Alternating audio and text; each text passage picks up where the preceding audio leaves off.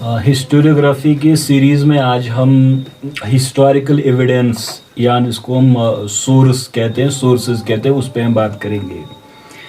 तो देखिए कुछ जो फिलोसफर्स, हिस्टोरियंस है या थेरेटिशियंस है, उनके मुताबिक जो हिस्ट्री में सेंट्रल कॉन्सेप्ट है वो एविडेंस का है, जिसको मैंने ये कहा कि अमूमन वेरी ऑफन उसको हम कहते हैं सोर्सेज ऑफ हिस्ट्री।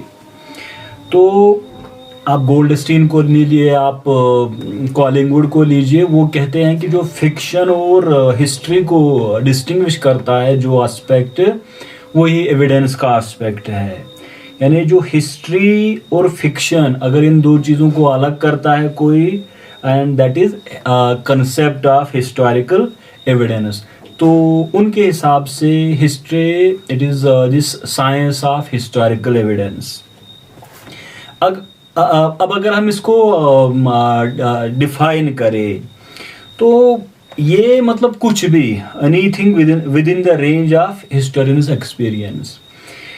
तो हिस्ट्री जब हिस्टोरियन यानी when he wants to do the history, जब वो शुरू करता है तो उसमें जो भी उसके रेंज में आता है वो एविडेंस, यानी उसमें पोटेंशियल है कि वो एविडेंस हो सकता है। लेकिन फिर हम देखते हैं कि वो स्टेटमेंट्स जो हमें सोर्सेज में मिलते हैं, जिनको हम एज बेस बना सकते हैं पास्ट के मुतालिक, ताकि हम उस पीरियड की हिस्ट्री लिखें, यानी उस पीरियड की हिस्ट्री के बारे में नॉलेज प्रोड्यूस करें। तो ये ज़्यादातर हम इसको एविडेंस और अमूमन इसको सोर्स ट्रांसलेट किया जाता है। अब इसमें एक बात देखिए कि जो पास्ट है, अगर आप इसकी पहली किताबों में से देखो तो लैंग्लॉयस और सिग्नोबॉस, उनको देखिए 1898 में उनकी किताब introduction to study of history, उससे लेके आप फिर कॉलिंगवुड को देखोगे, आप इसको देखोगे, रेनियर को देखोगे या गोल्डस्टीन को देखोगे वगैरह वगैरह, ये तमाम लोग जब बात करते हैं कि ये जो एविडेंस है ये हमारे पास आता है, या आर्थर मार्विक को आप देखोगे तो वो लिखते हैं कि जो एविडेंस हमारे पास आती है it is in the shape of relics और ट्रेसेस। तो एक पास्ट और प्रेजेंट के दरमियान मतलब कोई ऐसा डायरेक्ट रिलेशन नहीं है। यानी जब आप पास्ट पढ़ते हो तो हिस्टोरियन को वो पॉसिबल होता है कि वो ट्रेसेस के थ्रू उस पास्ट तक जाए, यानी डायरेक्टली हिस्टोरियन ट्रेसेस स्टडी करता है, लेकिन जो पास्ट की स्टडी होती है उसकी एक इनडायरेक्ट स्टडी होती है। तो डायरेक्ट स्टडी ऑब्जर्वेशन की स्टडी होती है, लेकिन हिस्टोरिकल जो मेथड है वो इनडायरेक्ट मेथड है। तो हिस्टोरियन पहले जो ट्रेसेस है उसको ऑब्जर्व करता है, तो ऑब्जर्व करने के बाद यानी डायरेक्ट ऑब्जर्वेशन खत्म हो जाती है, उसके बाद रीजनिंग या इन्फरेंस के जरिए वो एक मीनिंग देता है पूरा जो उसके सामने जो फैक्ट्स होते हैं।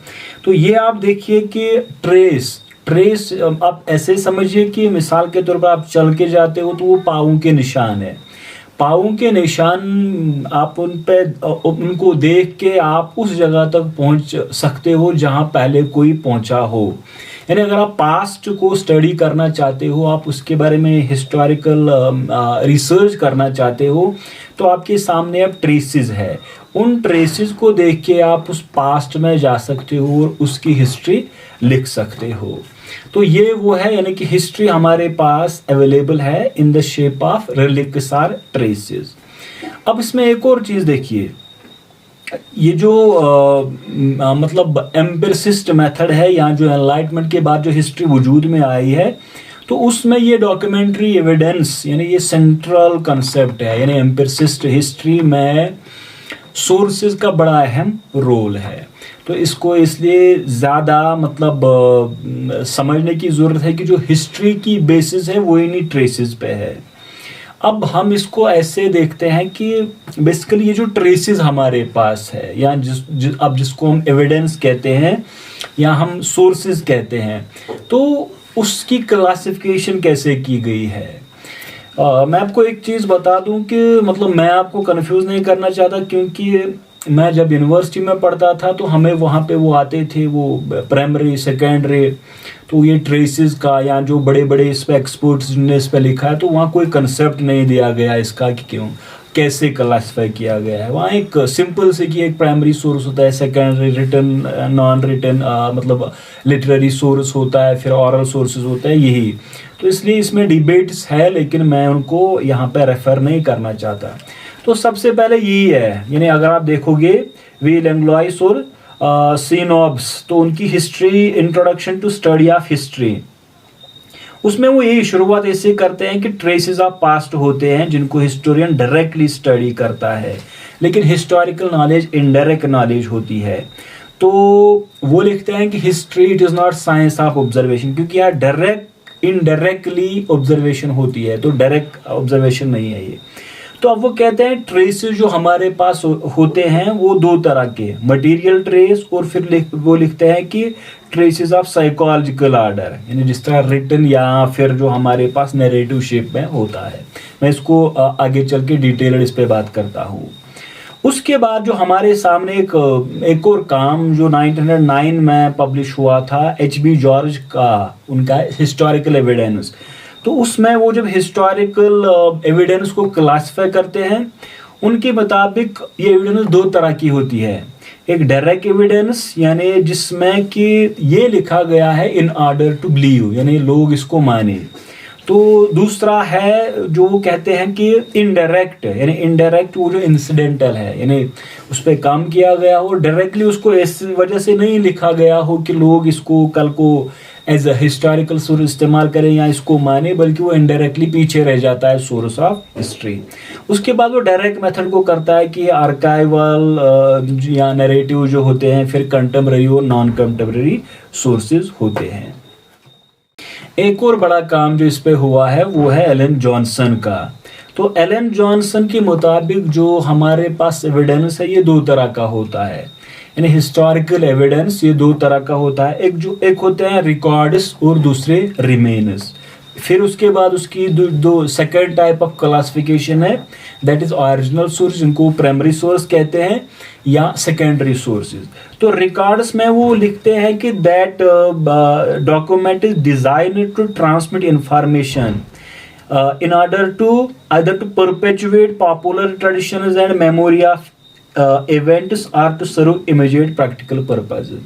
यानी जॉनसन के मुताबिक जो रिकॉर्ड्स होते हैं उनको इस वजह से हम रिकॉर्ड्स कहते हैं, यानी उनको इस वजह से डिज़ाइन किया जाता है क्योंकि वो एक इंफॉर्मेशन प्रोवाइड करते हैं, या फिर जो एक खास कोई वाक़ा होता है, कोई ट्रेडिशन होता है, उसकी मेमोरी आके ले जाने के लिए उनको हम रिकॉर्ड्स कहते हैं।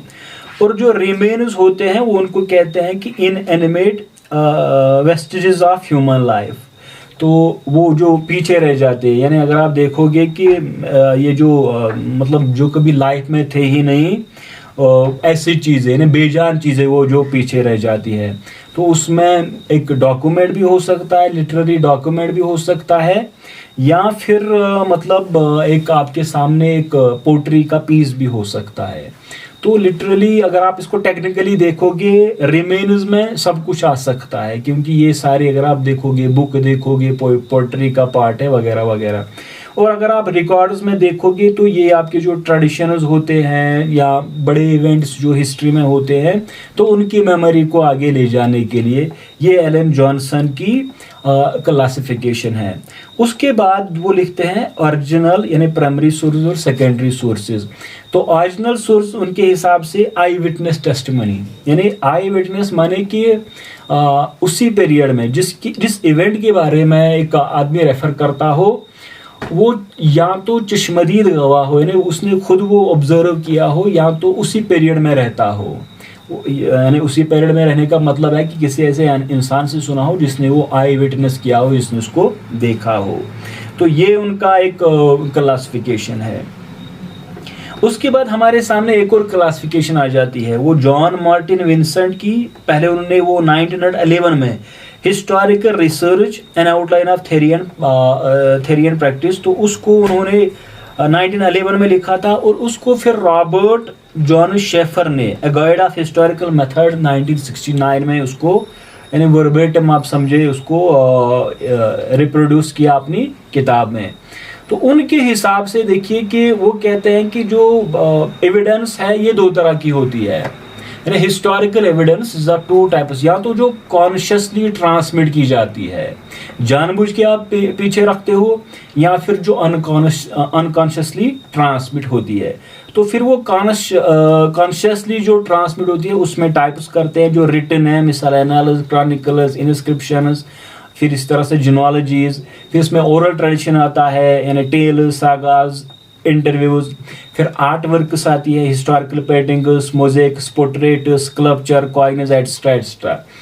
तो उसके बाद सेकंड टाइप अनकॉन्शियसली ट्रांसमिटेड, तो इसमें ह्यूमर रिमेन्स है, फिर रिटर्न मियर रिकॉर्ड जिसमें वो बिजनेस, मिलिट्री, गवर्नमेंट रिकॉर्ड्स की बात करते हैं।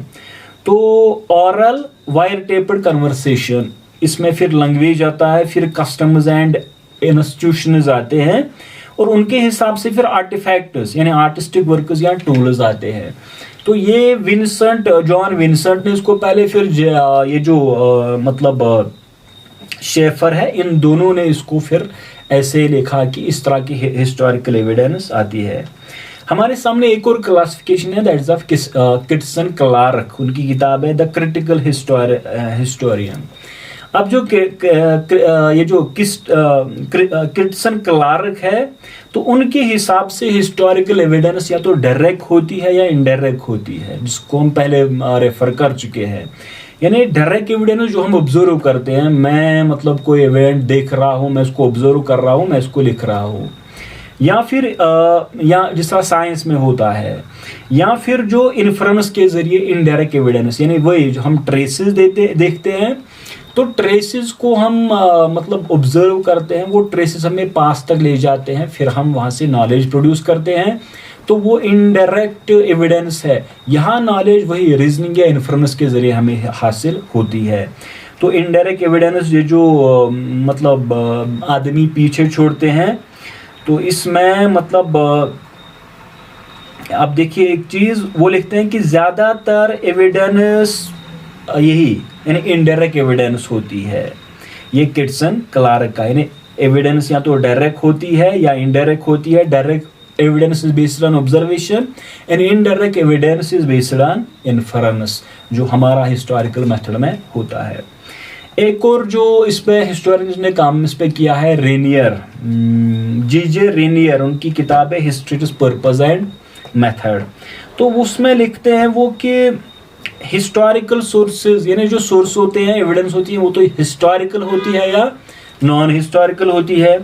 उसके बाद वो इसको क्लासिफाई करते हैं, या वो मटेरियल होती है या नॉन मटेरियल होती है।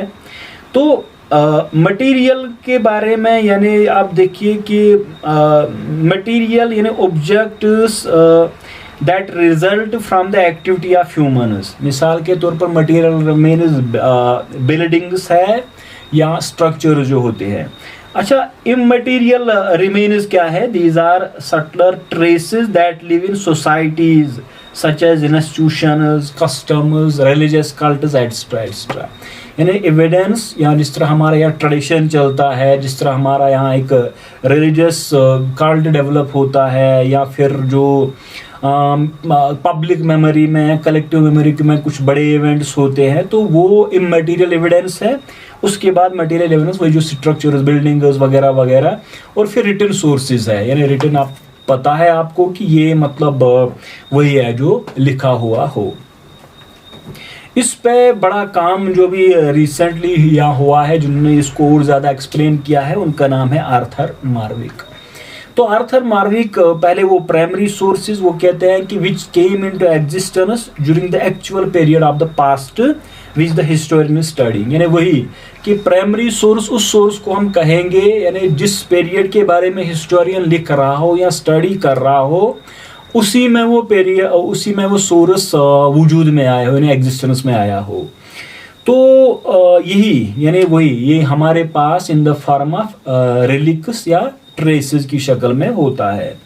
फिर जो सेकेंडरी सोर्स होता है वो यही यानी written by historians looking back at a particular period of time.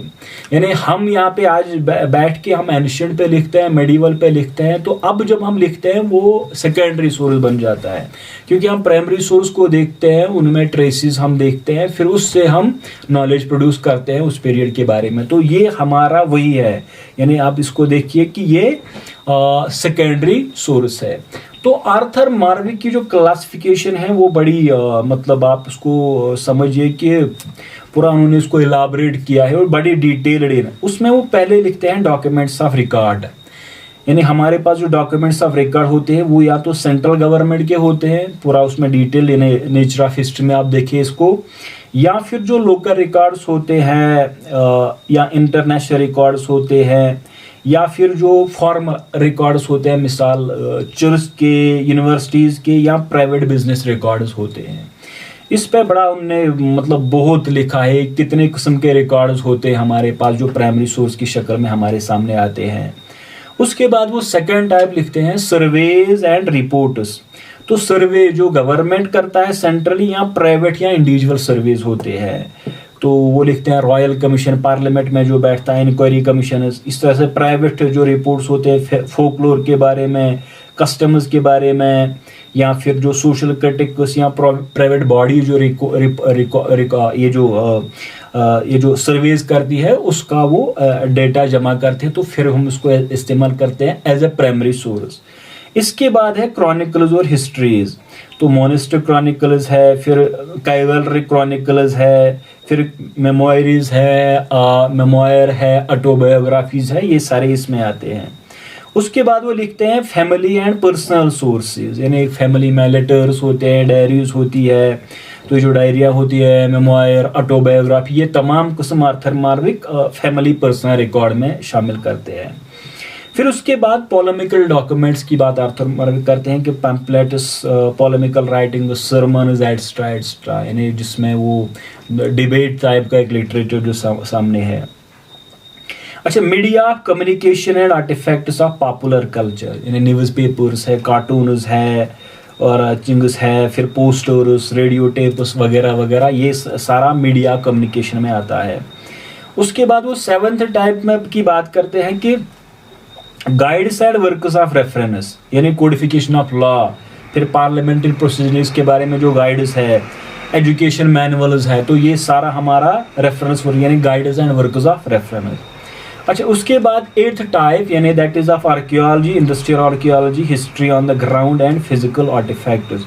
तो इंस्क्रिप्शंस है इसमें, फिर रिमेन्स ऑफ ट्रांसपोर्ट वगैरह वगैरह, तो वॉल्स पे, पॉट्स पे, आर्टिफैक्ट्स, कॉइन्स एटस्ट्रा, ये पूरा इसमें आ जाएगा। फिर हमारे सामने है लिटरेरी एंड आर्टिस्टिक सोर्सेज, तो novels, romances, operas, plays, poems etcetera, ये पूरा इसमें आएगा। और फिर वो कहते हैं sources that are techniques as much as sources. फिर place names, maps, photography, statistics, यानी वो मेथड भी है, टेक्निक भी है और सोर्स भी है।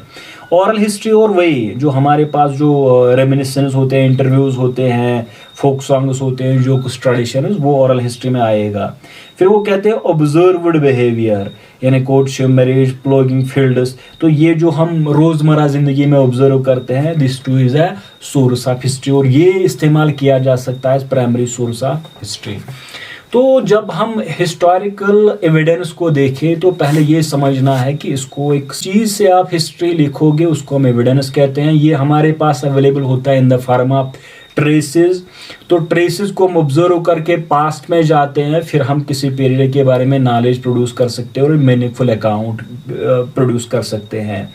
तो अब इसके मतलब ये कुछ भी हो सकता है, लेकिन जब हम स्टेटमेंट्स यानी जब मैं फैक्ट इवेंट पे बात करूंगा कि कैसे कोई स्टेटमेंट फैक्ट बन जाता है। अच्छा, उसके बाद इसमें मुख्तलिफ यानी वो एविडेंस क्रेडिबल है, क्वान्टिफाई हम उसको कर सकते हैं, टेंजिबल है, वो भी अपनी जगह एक डिबेट है, मैंने उसको रेफर नहीं किया। लेकिन फिर हम देखते हैं लगभग आज से 130 साल या 40 साल पहले जब इस पर काम शुरू हुआ, हालांकि मेडिवल टाइम में भी हुआ, लेकिन जो मॉडर्न स्कॉलरशिप का जो काम है तो उसने इसको ऐसे क्लासिफाई किया जो मैंने अभी तक इस पे आपके साथ शेयर किया। तो नेक्स्ट पार्ट में हम थोड़ा हिस्टोरियोग्राफी पे ले जाएंगे, ग्रीक हिस्टोरियोग्राफी पे। आज हम इसको इसी पे इसको कवर करते हैं। Thank you.